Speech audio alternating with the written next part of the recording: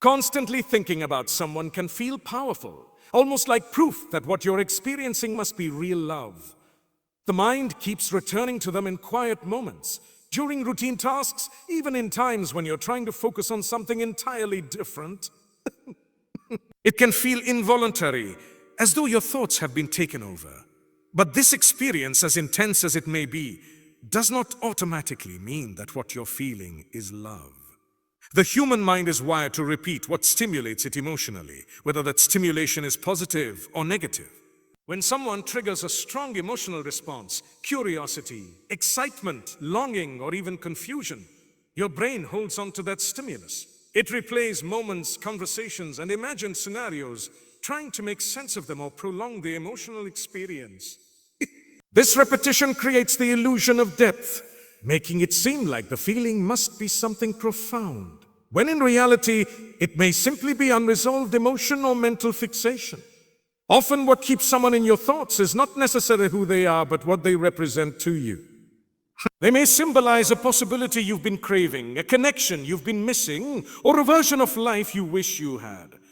The mind tends to romanticize and fill in the gaps, especially when the reality of the relationship is incomplete or uncertain. If you don't fully know the person, your imagination steps in to complete the picture, sometimes in a way that aligns more with your desires than with reality. This creates a loop where you're not just thinking about the person, but also about the story you've built around them. Over time, that story can feel more real than the actual connection, making it even harder to separate genuine emotion from constructed fantasy. There is also a strong link between repetition of thought and emotional intensity. The more you think about someone, the more emotionally significant they begin to feel, regardless of whether they truly are. This is because the brain strengthens neural pathways through repetition. Each time you revisit the thought of that person, you reinforce their importance in your mind. It becomes a cycle. You think about them because they feel important, and they feel important because you keep thinking about them. This feedback loop can create a sense of attachment that mimics love, but is actually rooted in habit and mental conditioning rather than deep understanding or mutual connection. Another factor that contributes to constant thoughts is the lack of closure or clarity. When something is unresolved, the mind refuses to let it go easily.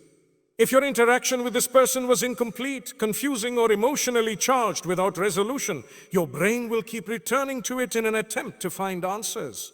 This is not necessarily about love. It is about the mind seeking completion. Humans are naturally uncomfortable with uncertainty, and when clarity is missing, the mind fills the gap with repeated analysis and reflection. This can make the person seem more significant than they actually are, simply because they represent a question that hasn't been answered. Loneliness and emotional need also play a significant role. When you are in a state of emotional emptiness, even a small connection can feel magnified. The presence of someone who gives you attention, even briefly, can create a lasting impression if it fulfills a need you've been lacking. In such cases, the constant thoughts are less about the person themselves and more about how they made you feel. You're not just remembering them, you're remembering the feeling of being seen, valued, or understood. This distinction is important because it shows that the attachment is tied to your internal state rather than the external reality of the relationship. The idea that constant thoughts equal love can also be influenced by cultural narratives. Over time, however, the mind begins to catch up. Through reflection, experience, and sometimes distance, you start to see the situation more clearly. You begin to understand why the attachment formed, what needs it was fulfilling, and whether it aligns with your reality and values. This process can be slow and uncomfortable, but it is necessary for emotional clarity. It allows you to distinguish between genuine love and premature attachment, helping you make decisions that are not just driven by feeling, but also by understanding. In essence, when someone won't leave your thoughts, it's important to look beyond the intensity of the feeling and examine its source. The constant presence of someone in your mind may feel like love, but it can also be the result of emotional triggers, mental patterns, or unresolved experiences. Similarly, when your heart attaches before your mind understands, it creates a powerful but often confusing dynamic, where emotion leads and logic follows. Recognizing this pattern is the first step toward gaining clarity, allowing you to respond to your feelings with awareness rather than being controlled by them. Emotional intensity can feel like destiny, especially when the experience is overwhelming and unlike anything you felt before. When someone enters your life and suddenly your thoughts, emotions, and attention begin to revolve around them, it can create a sense that this must be meaningful on a deeper level. Intensity itself becomes the evidence. You may start to believe that such strong emotions don't happen without a reason, that there must be something significant behind why this person affects you so deeply. This is where the idea of destiny begins to take shape, not necessarily from reality, but from the sheer force of what you feel. The human mind tends to associate intensity with importance. When something feels powerful, it automatically seems valuable or meaningful. This is why emotionally charged experiences often stand out more than calm, steady ones. However, intensity is not always a reliable indicator of truth. Strong emotions can arise from many sources, including unmet needs, past experiences, or internal desires that are being projected onto someone else. When these internal factors are triggered, the resulting feelings can be so strong that they mimic what people often describe as a meant to be. But in reality, the intensity may be coming from within you, rather than from the actual connection itself. One reason emotional intensity feels like destiny is because it disrupts your normal state. It pulls you out of routine and places you in a heightened emotional experience where everything seems more vivid. Your thoughts become sharper, your awareness increases, and even small interactions with that person can feel significant. This heightened state can make ordinary moments feel extraordinary, reinforcing the belief that something special is happening. However, this heightened awareness is often a result of emotional stimulation rather than a reflection of the true nature of the relationship. There is also a tendency to romanticize what we don't fully understand. When emotions are intense but the situation lacks clarity, the mind tries to create meaning to make sense of it. Instead of accepting uncertainty, it fills in the gaps with ideas of fate, destiny, or a deeper connection. This can be comforting because it gives structure to something that feels chaotic. It allows you to believe that there is a purpose behind the confusion, that the intensity is guiding you towards something important. But this belief can also prevent you from seeing the situation objectively, because you begin to interpret everything through the lens of that assumed meaning. Another factor is that intense emotions often come with a sense of urgency.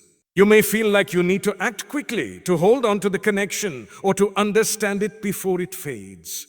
Letting go of certain feelings does not diminish their value. It simply reflects the fact that you are no longer the same person who first experienced them. In this sense, the fading of a feeling can be a sign of growth rather than loss. It's also worth considering that some deep feelings serve a purpose beyond lasting forever.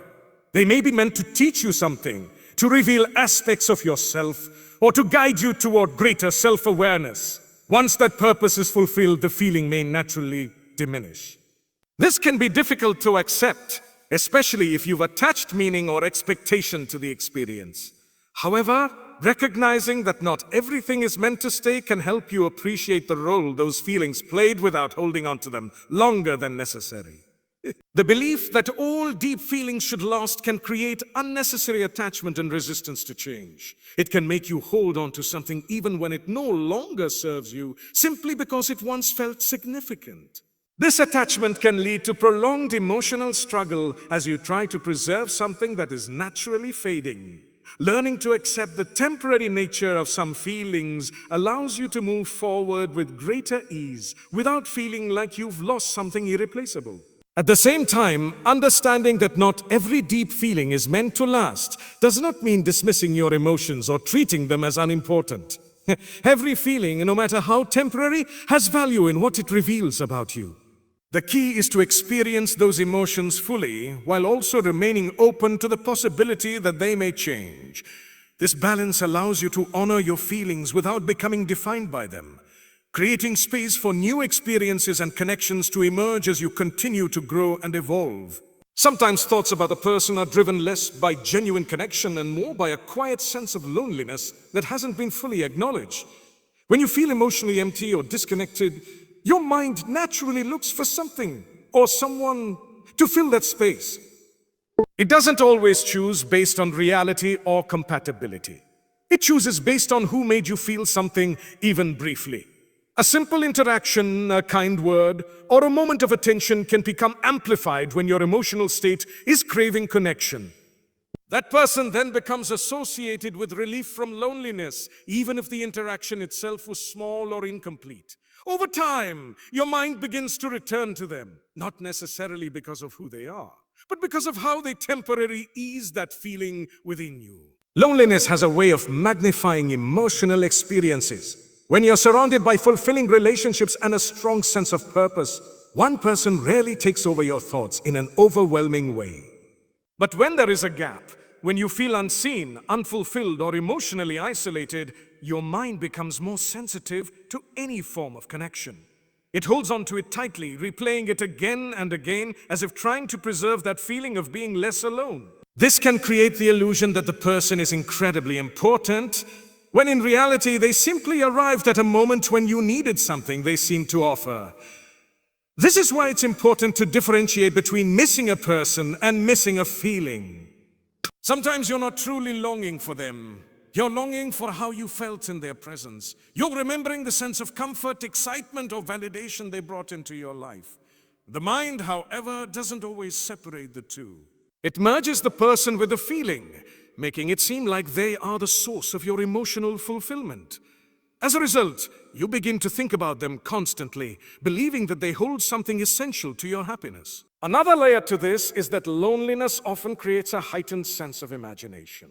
When there isn't enough real connection, the mind begins to create its own.